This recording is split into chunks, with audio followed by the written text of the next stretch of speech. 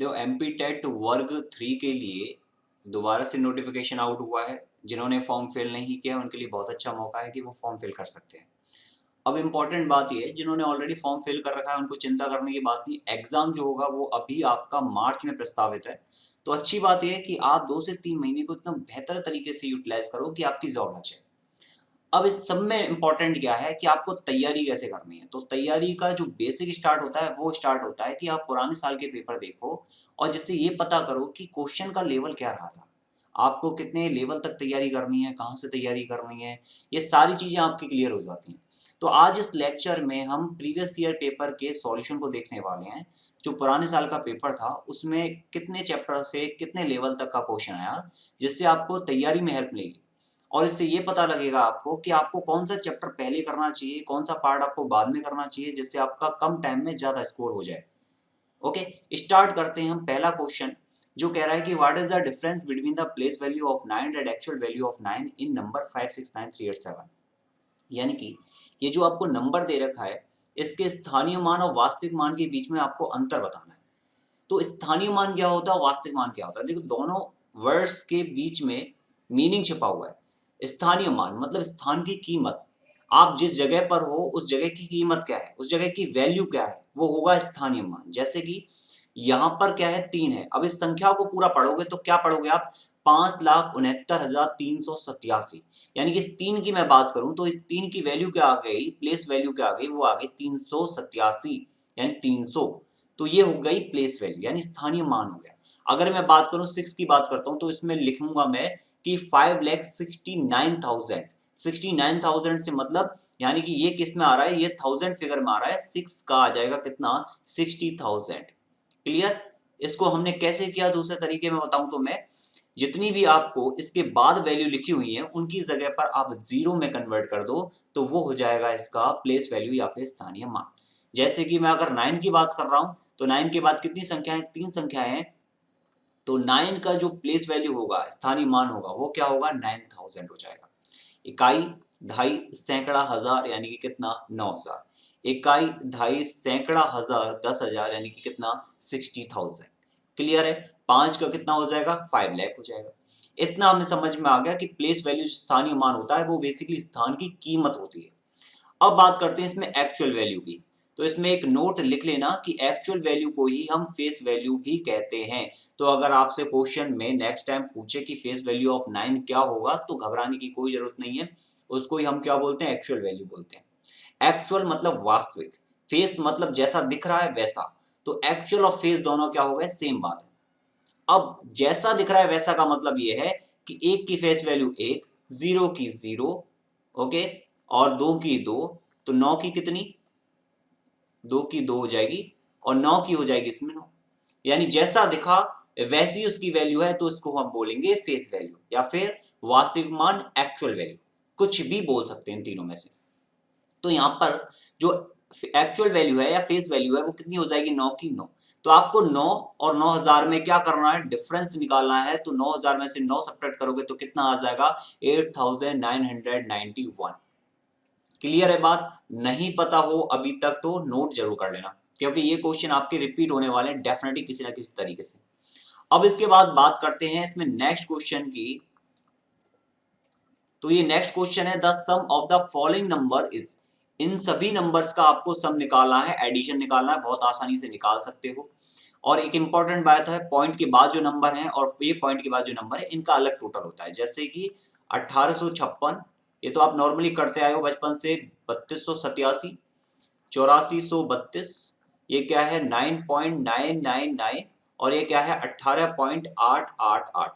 अभी आप बचपन से तो करते आए हो, 8 और 8 16, 17, 1 9 9 18 की 1 9 9 18 1। तो यहाँ पर क्या जोड़ दोगे आप, 887 आना चाहिए लास्ट में। तो ये ऑप्शन तो 1% नहीं हो सकता। अब इसको जोड़ दो, कंप्लीटली जोड़ने पर जो आंसर आएगा वही क्या होगा, आपका फाइनल आंसर होगा। 9 9 18 और 2 20 और 7 27 और 6 कितने, 33। तो ये कितना हो जाएगा, 3। तो इसमें ये ऑप्शन भी नहीं हो सकता क्योंकि यहाँ पर 5 आ रहा है। अब 3 और 5 8 और 8 16 और 3 19 और एक कितना, 20। अब आना चाहिए इसमें 0। तो केवल एक ही ऑप्शन मारा है, डी ऑप्शन में 03.887। तो यही क्या होगा, आपका परफेक्ट आंसर होगा। अब आते हैं नेक्स्ट क्वेश्चन पर। इससे हमें लेवल पता लग रहा है कि आपके पेपर का लेवल क्या है। क्वेश्चन नंबर 106 को देखें तो ये कह रहा है द वैल्यू ऑफ 18563287 प्लस के 5432 माइनस के 679। तो इसमें आपको एक चीज ध्यान रखनी है कि हमेशा बोर्ड मास का रूल फॉलो करना है। हालांकि इसमें अभी उतना यूज नहीं आएगा, लेकिन अगर आपको आगे जाके क्वेश्चन आता है तो आप इस मेथड को जरूर यूज करोगे। ये है बोर्ड मास। बोर्ड में बी की फुल फॉर्म होती है ब्रैकेट। इसका मतलब होता है ब्रैकेट, छोटा ब्रैकेट, बड़ा ब्रैकेट, मझला ब्रैकेट, जो भी ब्रैकेट है वो सारे ब्रैकेट। और स्टार्ट होता है छोटे ब्रैकेट से, उसके बाद मझले ब्रैकेट पे जाते हैं, उसके बाद हम बड़े ब्रैकेट पे जाते हैं। जब आप इस क्वेश्चन को देखोगे तब आपको चीजें समझ में आ जाएंगी। और ओ का मतलब होता है ऑफ, और ऑफ का मतलब होता है गुणा। डी का मतलब होता है डिवाइड यानी कि भाग। एम का मतलब होता है मल्टीप्लाई, इसका भी मतलब गुणा होता है। ऑफ और गुणा में क्या अंतर है? क्योंकि ऑफ के साथ हमेशा क्या आता है, लेफ्ट राइट में दोनों नंबर आते हैं और साथ में इसको हम परसेंटेज के साथ मेंशन करते हैं, इसलिए हम ऑफ को पहले सॉल्व करते हैं। अब इसके बाद ए क्या है? ए है आपका एडिशन यानी कि प्लस, और एस फॉर क्या है? सब्ट्रैक्शन यानी कि घटाव यानी कि माइनस। अब आपको क्या देखना है? सबसे पहले प्लस प्लस को जोड़ लो। 1856 और 5432 कितना हो जाएगा? ये 6 और 2 8, 5 और 3 8, 8 और 4 12, 1 7 और 2 8, यानी 5 और 2 कितना? 7। क्लियर? यानी 72 88। अब हम इसको घटा देंगे पहले, तो इसको घटा दो। 72 88 में से हम अगर 3287 को सब्ट्रैक्ट करें तो कितना आएगा? ये 0 1 होगा, 2 में से 2 जाएंगे 0 और 7 में से 3 जाएंगे तो कितना? 4। इसमें से 6 7 9 को सब्ट्रैक्ट कर दोगे, घटा दोगे तो कितना आ जाएगा? 3322 आ जाएगा। बहुत ही प्यारे तरीके से। बात क्लियर है? अब इसके बाद आते हैं नेक्स्ट क्वेश्चन पर। ये क्वेश्चन क्या कह रहा है कि द वैल्यू ऑफ 5 माइनस के 4 माइनस के 3 माइनस के 3 माइनस के 6, और वो कंप्लीटली आपको किसमें दिखे? ब्रैकेट में दे रखे। तो सबसे पहले आपको क्या सॉल्व करना है? ब्रैकेट सॉल्व करना है। तो मैं क्या करता हूं, सबसे पहले छोटा वाला ब्रैकेट ले लेता हूं और इसके अंदर देखते हैं कि प्लस में एक चीज लिखी हुई है और माइनस में 2 संख्या लिखी हुई है। तो मैं इस प्लस वाले 3 को माइनस के 3 से काट दूं।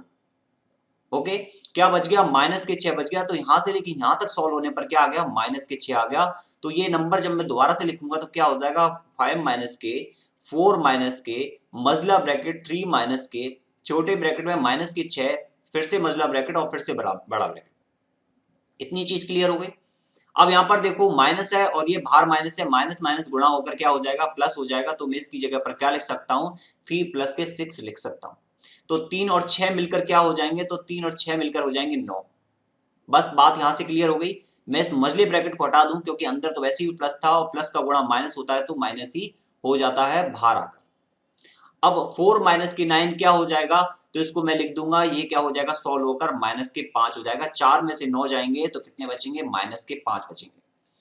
5 माइनस के 5 तो ब्रैकेट है, मल्टीप्लाई होगा माइनस माइनस का तो क्या हो जाएगा? प्लस हो जाएगा। तो 5 प्लस के 5 क्या हो जाएगा? 10। ओके, ऑप्शन नंबर बी क्या होगा? इसका परफेक्ट आंसर होगा। अभी तक आपने जो क्वेश्चन देखे उनमें एक भी क्वेश्चन ऐसा नहीं था जहां पर आपको लगे कि बहुत ज्यादा तैयारी की नीड है। इसमें आगे क्वेश्चन देखते हैं। क्वेश्चन नंबर 108 में कहा है कि 3075 is divided by 25 the quotient is. अगर हम 3075 को 25 से डिवाइड करें तो क्वोशिएंट क्या होगा? तो इस पूरे क्वेश्चन में आपको समझना यह है कि भागफल क्या होता है, भाजक क्या होता है, भाज्य क्या होता है या फिर शेषफल क्या होता है, वो सारी चीज आपने समझ ली। तो इस क्वेश्चन का कितना भी चेंज किया जाए इस क्वेश्चन में, आप हर क्वेश्चन सॉल्व कर लोगे। चलो समझते हैं। मैं अगर 5 में या फिर ऐसा कहो 4 में मैं अगर 2 का डिवाइड करूं तो कितनी बार जाएगा? 2 बार जाएगा। 2 दूनी 4, कितना बचेगा? 0 बचेगा। तो अगर ये 0 बच रहा है या फिर कुछ भी बच रहा है तो उसको हम क्या बोलेंगे? ये क्या होगा? शेषफल होगा, जिसको हम क्या बोलते हैं? रिमाइंडर बोलते हैं। इंग्लिश में क्या बोलते हैं? रिमाइंडर। हिंदी में क्या बोलते हैं? शेषफल। भाग देने के बाद जो भी नंबर बचता है जिसमें भाग नहीं जा सकता तो उसको क्या बोलेंगे हम? रिमाइंडर। इसके बाद ये जो संख्या है यानी कि भाग देने पर जो आया है, 2 बार भाग गया है, तो उसको हम बोलेंगे भागफल या फिर क्वोशिएंट। भागफल या फिर क्वोशिएंट। ओके, ये क्या हो जाएगा? ये हो जाएगा भाजक, डिविजर। और ये क्या हो जाएगा? ये हो जाएगा आपका भाज्य, जिस संख्या में हम भाग दे रहे हैं। तो यहां पर ये जो संख्या है 3075, ये क्या हो जाएगी? ये हो जाएगी भाज्य। 25 क्या हो जाएगा? ये हो जाएगा भाजक। और ये जो संख्या निकल के आई या फिर कोई भी जो भागफल निकल के आएगा वो क्या होगा? भागफल होगा या क्वोशिएंट होगा। इसके अलावा भागफल आने के बाद जो बचेगा उसको हम क्या बोलेंगे, शेषफल बोलेंगे। तो यहाँ देखो, अगर मैं 5 में 2 का डिवाइड करता हूँ तो 2 बार जाएगा, या फिर ऐसे कह लो जो है 3 का डिवाइड किया जाता है 11 में तो कितनी बार जाएगा, 3 तिया 9, और कितना बच जाएगा, 2 बच जाएंगे। तो ये क्या हो जाएगा, ये तो हो जाएगा शेषफल, और ये क्या हो जाएगा, भागफल, ये क्या हो जाएगा, भाजक, और ये क्या हो जाएगा, भाज्य। अब यहाँ पर हम किसका डिवाइड कर रहे हैं, 3075 में डिवाइड कर रहे हैं किसका, 25 का। तो 25 का डिवाइड करेंगे तो कितनी बार जाएगा, एक बार। तो कितना आ गया, 25, कितना बच गया, 5, और 75 वापस से नीचे उतर के आ गया, 25 दूना 50, तो कितना आ गया, 50, फिर से क्या हो गया, कितना बच गया, 75। अब देखो 25 दिया 75, तो यहाँ पर आ गया 75। अब ये क्या हो जाएगा, 75 में से 75 जाएगा तो कितना बचेगा, 0। तो ये कितना हो गया, शेषफल हो गया, ये क्या हो गया, भागफल हो गया, ये क्या हो गया, भाजक हो गया, और ये क्या हो गया, भाज्य हो गया। तो यहाँ पर आंसर कितना आ गया, 123। आपसे पूछा होता शेषफल कितना है तो आप कहते 0। क्लियर है बात। इसके बाद आते हैं नेक्स्ट क्वेश्चन पर, 530 गुणा 26, इसको हर बच्चा कर सकता है। फिर भी आप क्या किया करो कि 530 गुणा, इसको क्या लिख लो, 10 लिख लो, क्योंकि 0 कहीं पर भी लगाएंगे तो वो 0 इजीली लग जाएगी। 530 को हम लिखते हैं 53 गुणा 10 गुणा 26। तो 26 का गुणा 53 से कर लो, 53 गुणा 26, बहुत ही सिंपल तरीके से मैं बता रहा हूँ आपको, 6 × 18 1, और 6 पंजे 30 और 1 31, 2 का गुणा करोगे 2 × 6 और 2 पंजे 10, इसको जोड़ दो 8, और ये कितना हो गया 7, ये कितना हो गया 3, और ये कितना हो गया 1। अब यहाँ पर गुणा करना हमें किसका, 10 का। जब 10 का गुणा करोगे तो सिंपल सा 0 लग जाएगी, तो 13,780 क्या हो जाएगा, इसका परफेक्ट आंसर आएगा। अभी तक आपने इतने सारे क्वेश्चन देख लिए, 10 क्वेश्चन, 6 क्वेश्चन, 8 क्वेश्चन तक देख लिए। इसमें एक भी क्वेश्चन में आपको ऐसा नहीं लगा होगा, ये 2 क्वेश्चन छोड़कर, कि आपको अलग से कुछ चीजें पढ़नी पड़ रही। फिर भी मैं आपको इन सभी के क्या है, प्रैक्टिस क्वेश्चंस करवाऊंगा डेली। और अगर आप इंटरेस्टेड होंगे तो जितना हो सकता है शेयर करना इस सेशन को, कमेंट बॉक्स में अपना नेम लिख के बताना कि मुझे इसमें इंटरेस्ट है और मैं इन क्वेश्चंस का जो है सीरीज लेके आऊं जिससे आपकी प्रैक्टिस हो सके। तो इस बारे में मुझे कमेंट जरूर लिखना। अब इसमें नेक्स्ट क्वेश्चन करते हैं। ये क्वेश्चन कह रहा है कि द सम ऑफ रुपीज 110 और 90 पैसे, 110 रुपए और 90 पैसे का सम कितना होगा। तो यहाँ पर पॉइंट 2 में आपको दिया हुआ है।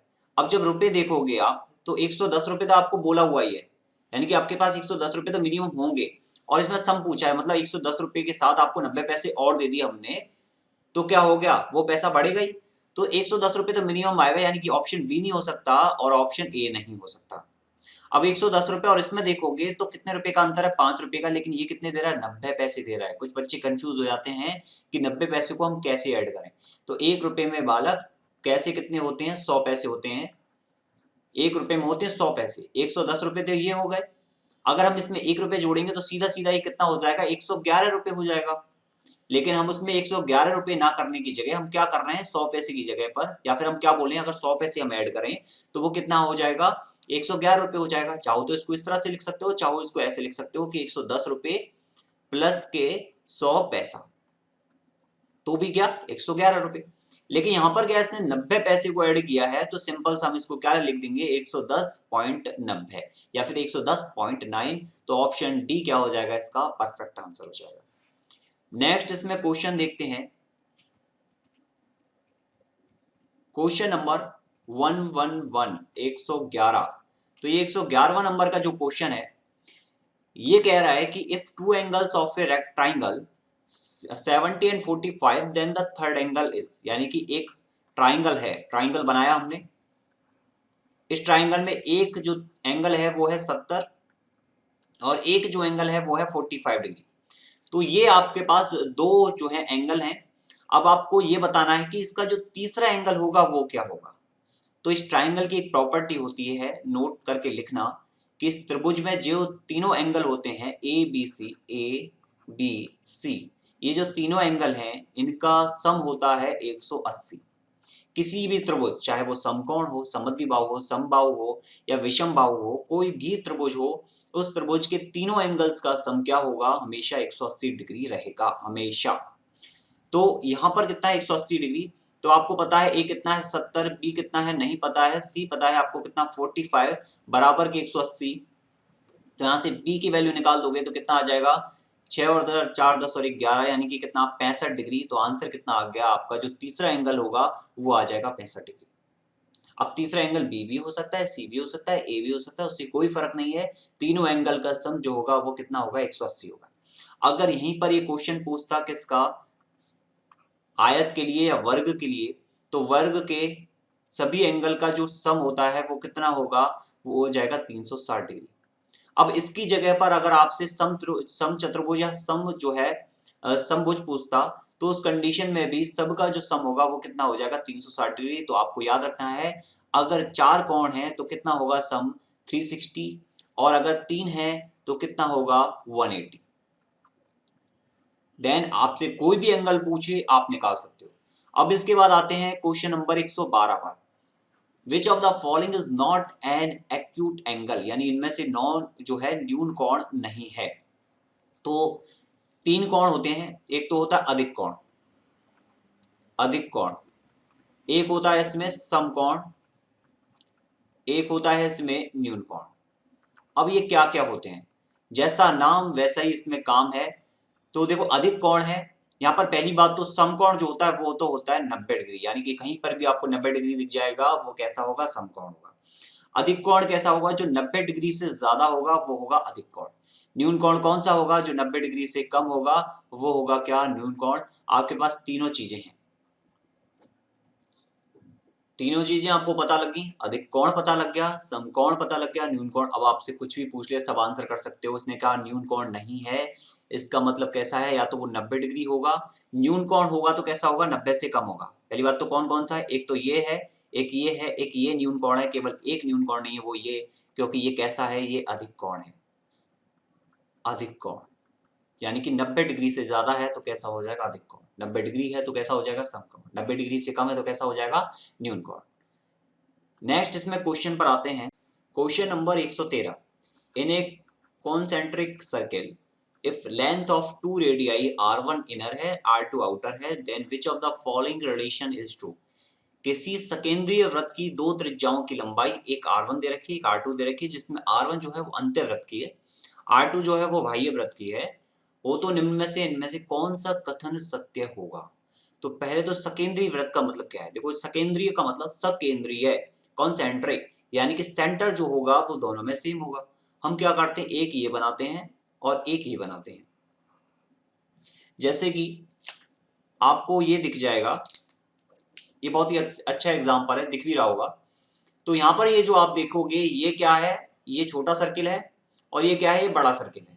दोनों का सेंटर क्या है, सेम है। ये सेंटर दोनों में बिल्कुल सेम, बिल्कुल सेम सेंटर है। अब ये R1 है और यहां से लेके यहां तक क्या है, ये R2 है।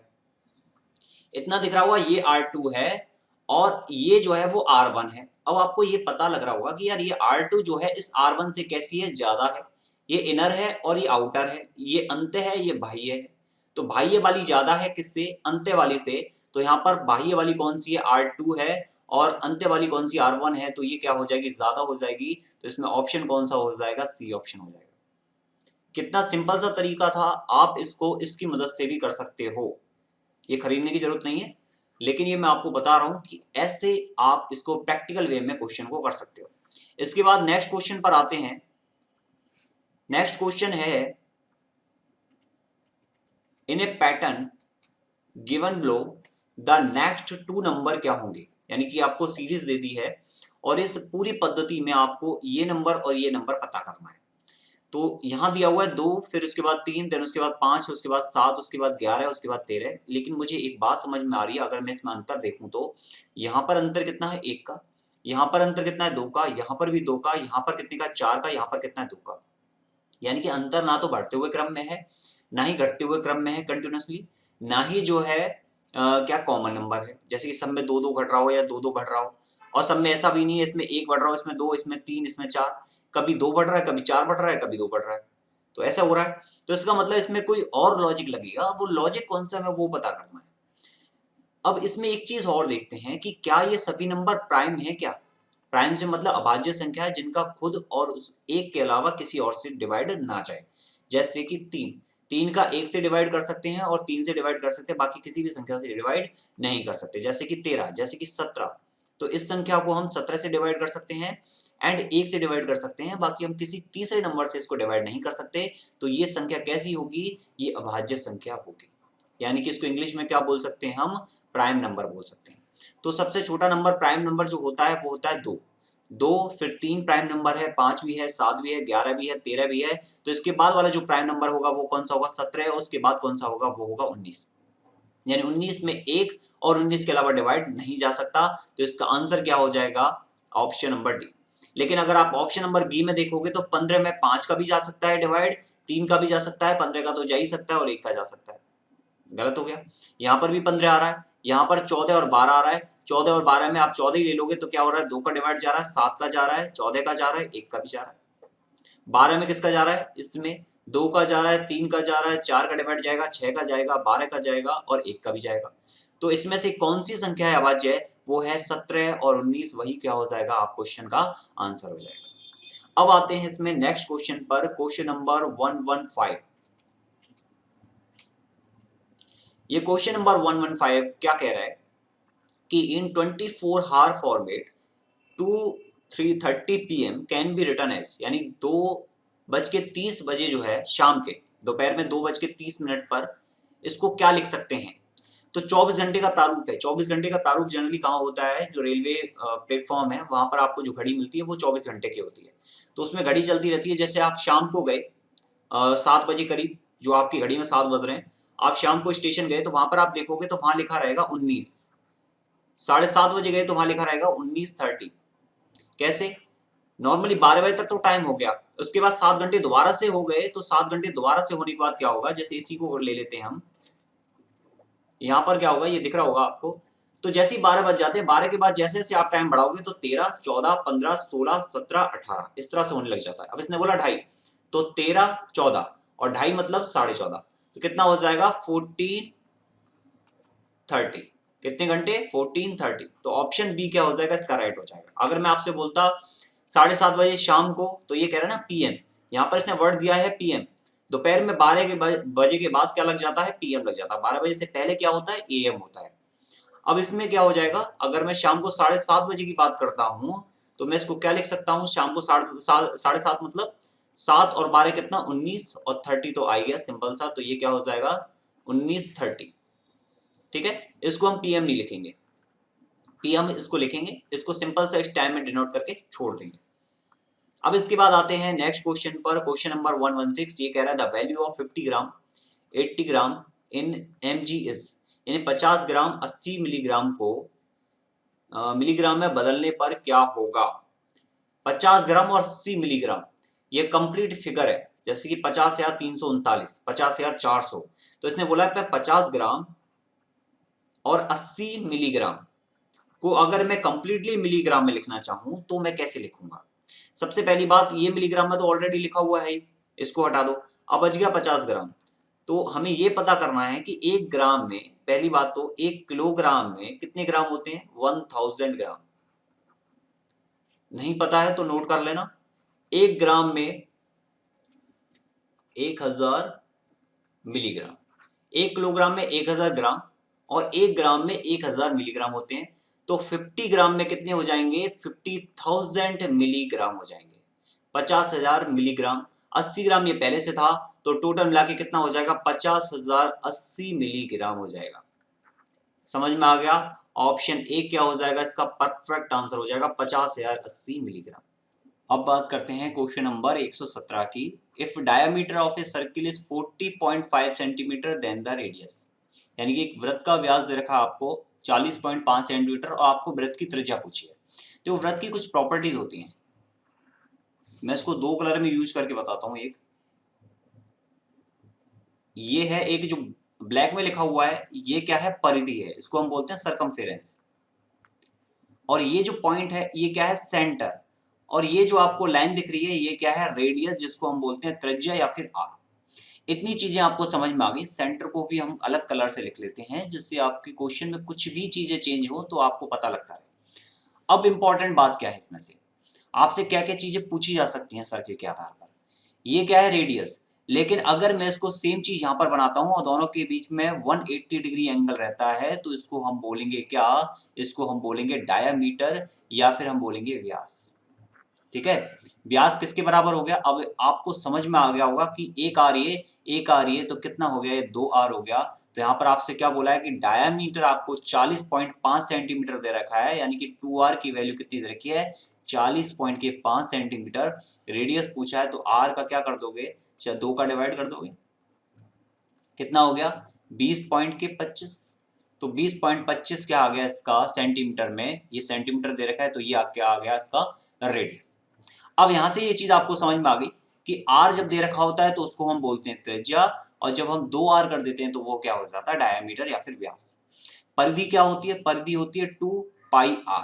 पाई क्यों यूज करते हैं, क्योंकि ये घूम रहा है, घूम रहा है इसका मतलब हम यूज करेंगे आघूर्ण, तो पाई इसके लिए यूज आता है। तो इसकी वैल्यू जनरली क्या होती है पाई की, वो होती है 22/7। अगर आपको नहीं बोली है तो, कि बोली है भाई 3.14 होती है तो 3.14 ले लो, और डिवाइड करने पर वही आता है ऑलमोस्ट। अगर नहीं बोला है तो आप 22/7 ले लो। आर आपको पता लग गया, परिधि पता लग गया, व्यास पता लग गया। इसके बाद एक चीज और होती है, वो होता है ये जो ब्लैक ब्लैक है, ये तो हो गई परिधि। अब इस ब्लैक के अंदर ये जो हवा भरी हुई है कंप्लीट, जो हम पेंट कर सकते हैं, कुछ भी चीजें हैं, ये जो मैं शेडो बना रहा हूं, ये जो एरिया है इसका एरिया का फॉर्मूला होता है πr²। इसको क्या बोलते हैं हम, क्षेत्रफल बोलते हैं, इंग्लिश में बोलते हैं एरिया। तो आपसे इसमें कोई भी क्वेश्चन पूछा जाए रिगार्डिंग एरिया, रिगार्डिंग परिधि, रिगार्डिंग व्यास, रिगार्डिंग त्रिज्या, आप इसको क्या कर सकते हो, बता सकते हो। इसके साथ एक और चीज है जो मैं आपको नोट करा देता हूं। मैंने आपको ट्राइंगल में बताया कि तीनों एंगल का योग कितना होता है, 180 डिग्री। मैंने आपको बताया कि अगर कोई 4 कोण की चीज आ जाए उसका एंगल का योग कितना होता है, वो होता है 360 डिग्री। यहाँ पर भी क्या है, ये लाइन इधर बनी है 180, और यहाँ पर भी तो हो सकता है ये चीज यहाँ पर भी तो हम बोल सकते हैं कि ये भी 180 होगा। तो इसका मतलब इस पूरे जो सेंटर है इसके आउटसाइड जितने भी एंगल बनेंगे उनका सम कितना होगा, तो वो हो जाएगा 360 डिग्री। क्लियर है, इसका आंसर तो ऑप्शन बी आ ही गया था। बाकी आपको डिटेल भी पता लग गई और विस्तृत रूप से हम पढ़ेंगे, बस आपको एक कमेंट जरूर करना है। 118वें नंबर का क्वेश्चन है जो कि अंतिम क्वेश्चन है, और आपके 104 से लेके 118 तक के जो क्वेश्चन आए थे इसमें, वो आपके मैथमेटिक्स के क्वेश्चन थे, नॉर्मल वैल्यूज के। इसमें दिया है 4 लीटर 450 ml क्या होगा, सेम वही चीज 50 ग्राम और जो है 80 मिलीग्राम को इसने मिलीग्राम में लिखवाया था। यहाँ पर कंप्लीटली इसने बोला नहीं है किसमें लिखवा रहा है, लेकिन आपको ऑप्शन जो है वो ml में दिया हुआ है। 1 लीटर होता है 1000 मिलीलीटर, तो 4 लीटर कितना हो जाएगा, 4 लीटर हो जाएगा 4000 मिलीलीटर। इतना चीज क्लियर हो गई। 450 ml और है तो जोड़ लो भैया, 450 ml कितना हो गया, 4450 ml। ठीक है जी, 4450 ml।